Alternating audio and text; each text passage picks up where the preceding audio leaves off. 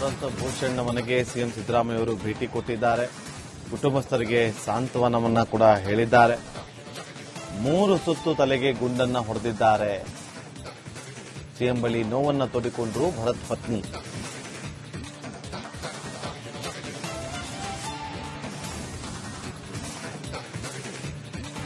ಕುಟುಂಬಸ್ಥರನ್ನ ಭೇಟಿ ಮಾಡಿ ಮಾತಾಡಬೇಕಾದ್ರೆ ಭರತ್ ಭೂಷಣ್ ಅವರ ಪತ್ನಿಯನ್ನ ಮಾತಾಡ್ತಾ ಇದ್ರು. ಏನಾಯ್ತಮ್ಮ ಅಂತ ಪ್ರಶ್ನೆ ಮಾಡಿದಾಗ ಸರ್ 3 ಸುತ್ತು ಗುಂಡನ್ನು ಹೊಡೆದಿದ್ದಾರೆ ಅಂತ ಹೇಳಿದ್ದಾರೆ. ನೋಡಿ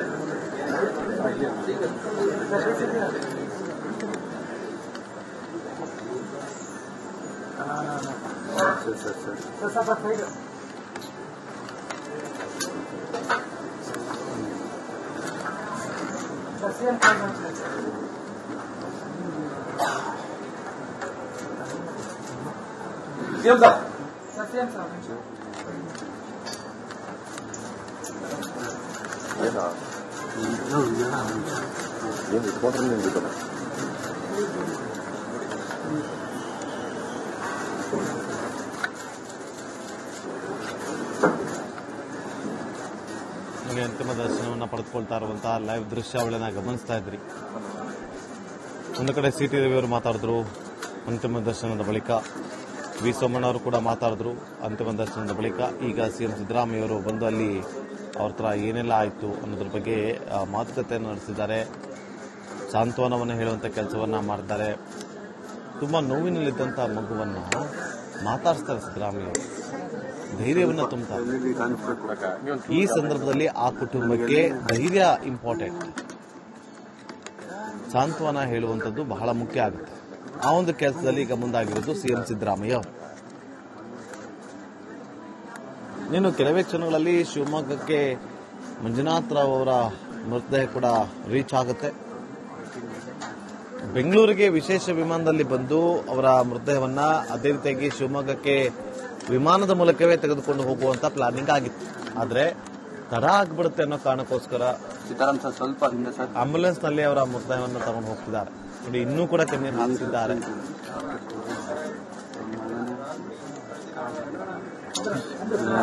ಯಾಕೋ ಅಲ್ಲಾಡ್ತಾ ಇದೆಯಾ ಸುಮ್ಮನೆ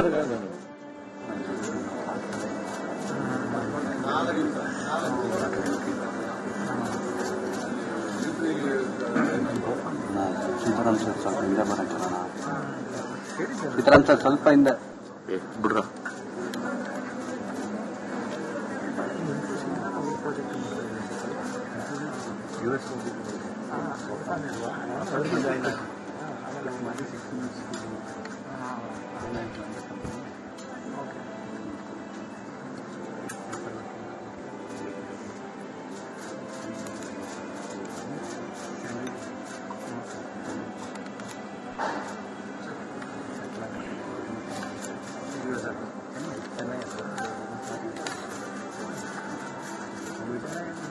ಈಗ ಅವರಿಗೆ ಧೈರ್ಯವನ್ನ ತುಂಬಿ ಅಂತಿಮ ದರ್ಶನವನ್ನ ಪಡೆದುಕೊಂಡು ಸಿಎಂ ಸಿದ್ದರಾಮಯ್ಯ ಅವರು ಅಲ್ಲಿಂದ ಮೂವ್ ಆಗ್ತಿದ್ದಾರೆ. ನೋಡಿ, ಇಲ್ಲಿ ಭರತ್ ಭೂಷಣ್ ಅವರ ಮಗ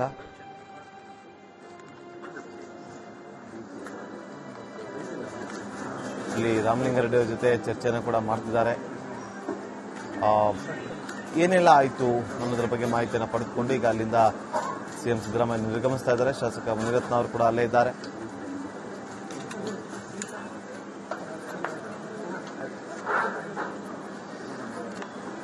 ಸಿಎಂ ಸಿದ್ದರಾಮಯ್ಯ ಅವರು ಮಾತಾಡಬಹುದು,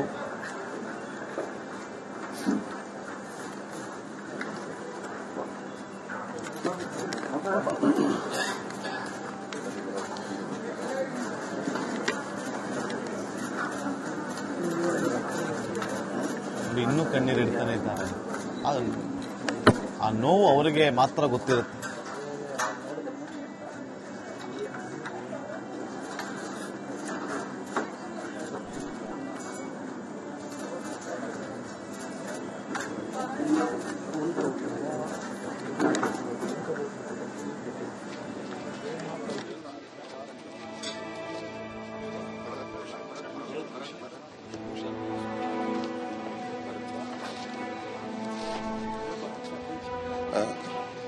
ಈಗ ನಾನು ಸರ್ಕಾರದ ಪರವಾಗಿ ಮತ್ತು ಕನ್ನಡ ನಾಡಿನ 7 ಕೋಟಿ ಕನ್ನಡಿಗರ ಪರವಾಗಿ ಭರತ್ ಭೂಷಣ್ ಅವರಿಗೆ ಶ್ರದ್ಧಾಂಜಲಿಯನ್ನ ಅರ್ಪಿಸಲಿಕ್ಕೆ ಬಯಸ್ತಾ ಇದ್ದೇನೆ.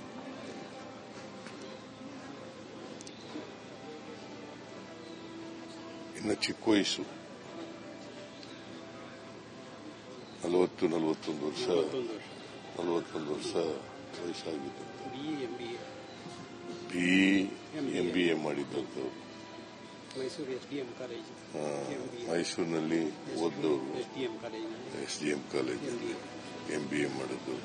ಇವರು DDP ಆಗಿ ಅವ್ರ ತಂದೆ ರಿಟೈರ್ಡ್ ಆಗಿದ್ದಾರೆ. ಆಗಬಾರ್ದಾಗಿದೆ. ಅವರು ಅಮಾನವೀಯವಾದಂಥ ಒಂದು ಕೃತ್ಯ ಇದು. ಇದನ್ನ ತೀವ್ರವಾಗಿ ಖಂಡಿಸ್ತೇನೆ ನಾನು. ಉಗ್ರರನ್ನ ಸಂಪೂರ್ಣವಾಗಿ ಮಟ್ಟ ಹಾಕ್ತಕ್ಕಂಥದ್ದು ಸರ್ಕಾರದ ಜವಾಬ್ದಾರಿ.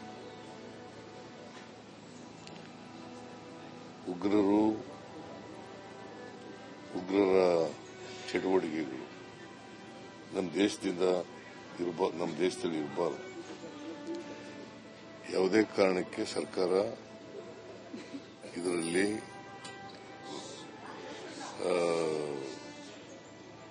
ರಿಯಾಯಿತಿಯನ್ನು ತೋರಿಸ್ತಕ್ಕಂಥ ಕೆಲಸವನ್ನು ಮಾಡಬಾರದು.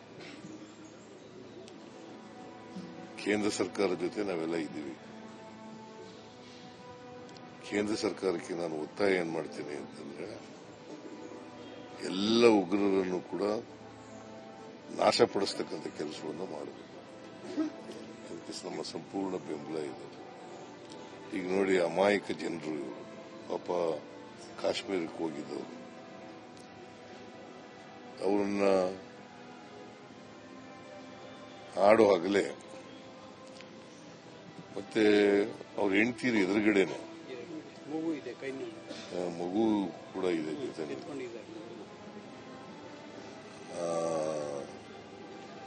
ಶೂಟ್ ಮಾಡೋದಿದೆಯಲ್ಲ, ಅದಕ್ಕಿಂತ ಹೇಯ ಕೃತ್ಯ, ಮನುಷ್ಯತ್ವ ಇಲ್ಲದೆ ಇರತಕ್ಕಂಥ ಕೃತ್ಯ ಇನ್ನೊಂದಿಲ್ಲ.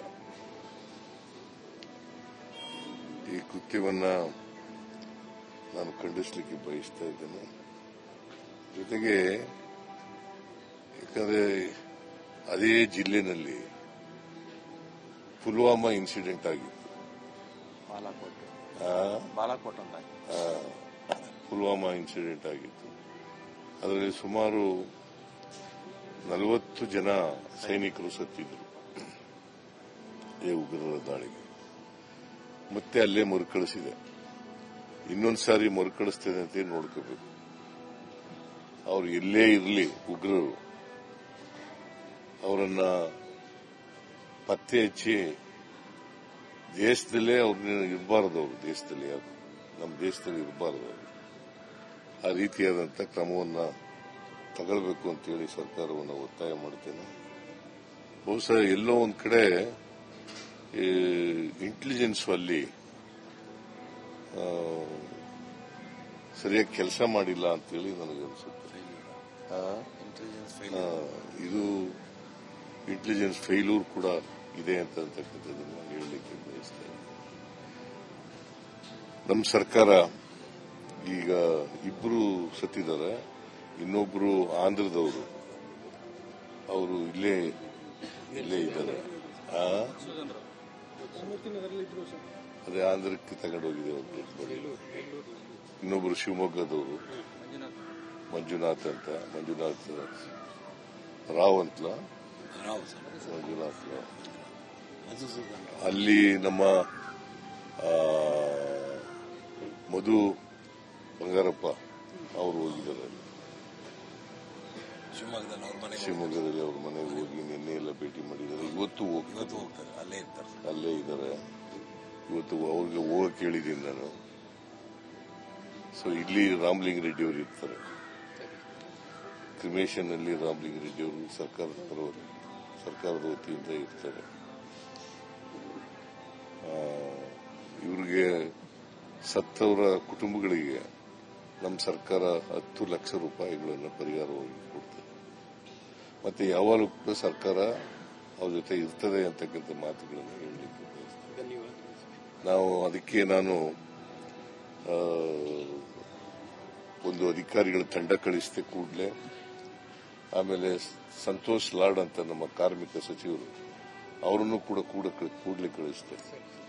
ಅವ್ರನ್ನ ಕಾಂಟ್ಯಾಕ್ಟ್ ಮಾಡಿ ಡೆಡ್ ಬಾಡಿಗಳನ್ನ ತರಬೇಕು. ಕೂಡಲೇ ಡೆಡ್ ಬಾಡಿಗಳನ್ನ ತಗೊಂಡು ಅವ್ರ ಮನೆಗೆ ತಲುಪಿಸಬೇಕು. ಮತ್ತೆ ಕನ್ನಡಿಗರು ಯಾರ್ಯಾರು ಇದ್ದಾರೆ ಅಲ್ಲಿ ಶ್ರೀನಗರದಲ್ಲಿ ಅವರೆಲ್ಲರೂ ಕೂಡ ವಾಪಸ್ ಕರ್ಕೊಂಡ್ಬರಬೇಕು ಅಂತೇಳಿ ಸಂತೋಷ್ ಲಾಡ್ ಅವರಿಗೆ ಸೂಚನೆ ಕೊಟ್ಟು ಅವರಿಗೆಲ್ಲರೂ ಕರ್ಕೊಂಡ್ಬರ್ತಾ ಇದ್ದಾರೆ. 177 ಜನನ ಎಲ್ಲರೂ ಕರ್ಕೊಂಡ್ಬರ್ತಾ ಇದ್ದಾರೆ. ಕನ್ನಡಿಗರು ಯಾರ್ಯಾರು ಇದ್ದಾರೆ ಅಲ್ಲಿ ಎಲ್ಲ ಕನ್ನಡಿಗರಿಗೂ ಕೂಡ ಕರ್ಕೊಂಡ್ಬರ್ತಾ ಇದ್ರು. ಇದು ಸರ್ಕಾರದ ಜವಾಬ್ದಾರಿ, ಕರ್ತವ್ಯ. ಈ ಕೆಲಸವನ್ನ ನಾವು ಮಾಡಿದ್ದೇವೆ ಅಂತಕ್ಕಂಥ ಮಾತುಗಳನ್ನ ಹೇಳಲಿಕ್ಕೆ ಬಯಸ್ತೇನೆ. ಇದು ಇವ್ರಿಗೋಸ್ಕರ ಮಾಡಿರ್ತಕ್ಕಂಥ ಭೂಷಣ್ಗೋಸ್ಕರ, ಮಂಜುನಾಥ್ ರಾವ್ಗೋಸ್ಕರ ಅಲ್ಲ. ಇದು ಸರ್ಕಾರದ ಕರ್ತವ್ಯ, ಜವಾಬ್ದಾರಿ ಅಂತ ಹೇಳಿ ಮಾಡಿದ್ದೀವಿ. ಸೊ ಇದು ಮತ್ತೆ ಕೇಂದ್ರ ಸರ್ಕಾರ ಈಗ ಕೆಲವು ಕ್ರಮಗಳನ್ನು ತಗೊಂಡಿದೆ. ಮತ್ತೆ ಇನ್ನೊಂದ್ಸಾರಿ ಈ ಉಗ್ರರ ಅಟ್ಟಹಾಸ ಮರುಕಳಿಸದಂತೆ ನೋಡ್ಕೊಳ್ತಕ್ಕಂಥದ್ದು ಅವರ ಜವಾಬ್ದಾರಿ. ನಾವೆಲ್ಲರೂ ಎಲ್ಲ ಸಹಾಯವನ್ನ, ಬೆಂಬಲವನ್ನು ಕೊಡ್ತೇವೆ.